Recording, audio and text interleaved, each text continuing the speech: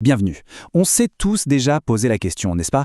Pourquoi on croit? Que ce soit en une divinité, en une philosophie ou même en soi. Aujourd'hui, on plonge au cœur de la psychologie de la croyance.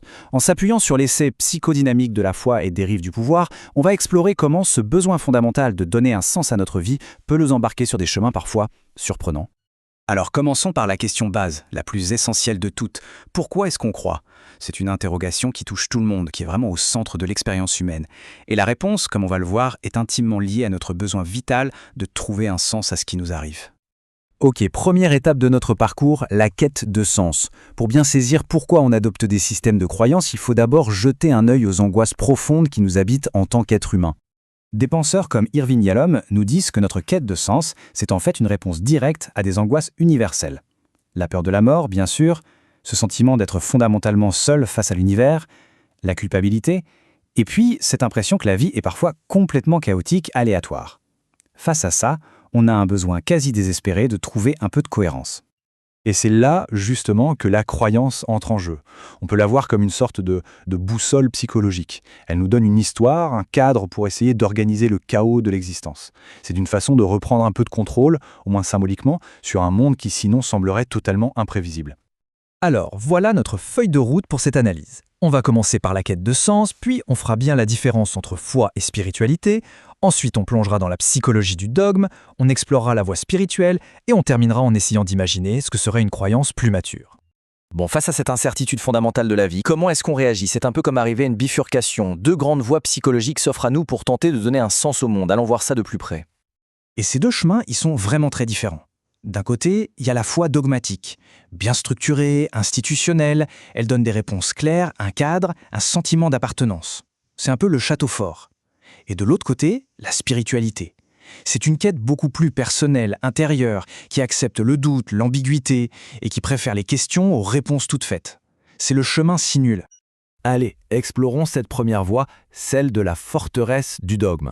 On va essayer de comprendre ses fonctions psychologiques profondes et pourquoi, pour beaucoup, elle est si attirante. Si on creuse un peu, d'un point de vue psychologique, le dogme peut carrément fonctionner comme un mécanisme de défense. Face à nos peurs les plus profondes, il offre une structure super rigide qui agit comme un bouclier, une manière de dire non à l'incertitude de la vie pour enfin se sentir en sécurité. Le dogme a aussi ce pouvoir d'apaiser nos conflits intérieurs. Il nous propose une identité prête à l'emploi, un idéal auquel on peut s'accrocher. En rejoignant un groupe qui affirme détenir la vérité, une personne peut réparer une estime de soi fragile et construire un sentiment de valeur personnelle vraiment très très fort. Et là, on touche à un concept central, le narcissisme spirituel. C'est quand la croyance n'est plus un chemin pour se dépasser, mais devient un outil pour gonfler son propre ego. La personne se sent alors moralement ou spirituellement supérieure aux autres, et sa foi devient la preuve de sa propre valeur. Forcément, ces structures dogmatiques finissent par créer des dynamiques de pouvoir. Le philosophe Michel Foucault a appelé ça le pouvoir pastoral. Il faut imaginer un berger qui guide son troupeau. C'est une relation où un guide, celui qui sait, prend en charge la vie des autres. Ça crée une dépendance où, finalement, trouver un sens et être contrôlé, ça devient la même chose. Cette dynamique, elle est simple, mais redoutable. Le guide détient la vérité. L'adepte, pour y avoir accès, doit se soumettre, obéir. Et le résultat ? C'est une relation de contrôle, où l'esprit critique disparaît peu à peu au profit de la dépendance. On parle d'une véritable capture psychique. Bon, changeons de décor. On a vu la forteresse. Passons maintenant à la deuxième voie, celle de la spiritualité. C'est une approche radicalement différente de la quête de sens, beaucoup moins centrée sur la structure et beaucoup plus sur l'expérience personnelle. La différence fondamentale, elle est là. La spiritualité, c'est avant tout un mouvement intérieur. Ça ne dépend pas d'une institution ou d'un dogme qui vient de l'extérieur, mais d'une recherche personnelle, d'une expérience qui est propre à chacun.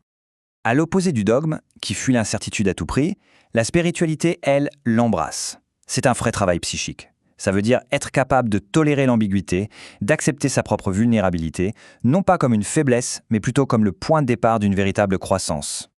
Ok, on arrive à notre dernière partie. On va maintenant essayer de rassembler ces deux chemins. Parce que l'idée, c'est qu'une croyance, ce n'est pas quelque chose de figé. Elle peut évoluer, elle peut mûrir avec le temps. Le psychologue James Fowler a décrit ça comme une sorte d'évolution fascinante de la foi. On passerait d'un stade qu'il appelle infantile, où tout est pris au pied de la lettre, où on est rigide et dépendant d'autorité, à une foi mature, qui est plus symbolique, plus souple, plus ouverte au dialogue. Et du coup, Vu comme ça, le dogmatisme, c'est un peu comme rester coincé au premier stade. Et voilà, on arrive vraiment au cœur du sujet. La véritable différence, au fond, ce n'est pas entre la foi et la spiritualité. Elle est dans la motivation profonde qui se cache derrière. Est-ce que la croyance est au service d'un travail intérieur, d'une quête d'authenticité, ou est-ce qu'elle devient un outil de contrôle, de pouvoir, un moyen de réparer son ego? Il y a cette phrase de La Source qui résume tout ça à la perfection. L'enjeu est de distinguer ce qui relève du travail intérieur de ce qui relève de la domination symbolique. Tout le défi est là. Apprendre à faire la différence entre une démarche authentique de croissance et une stratégie de pouvoir, qu'elle soit consciente ou pas. Et on va se quitter là-dessus, avec une question pour chacun. Le système de croyance qui nous anime, est-ce que c'est une forteresse, construite pour nous protéger du monde et de nos peurs, ou bien est-ce un chemin, un voyage ouvert, qui nous invite à grandir face à l'incertitude? Le choix entre la forteresse et le chemin, il nous appartient.